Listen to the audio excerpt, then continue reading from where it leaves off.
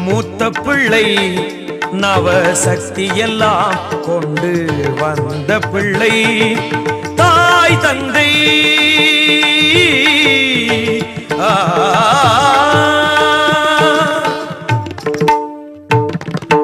தாய் தந்தை உலகென்று சொன்ன பிள்ளை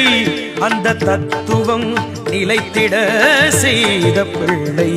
அந்த தத்துவம் நிலைத்திட செய்த பிள்ளை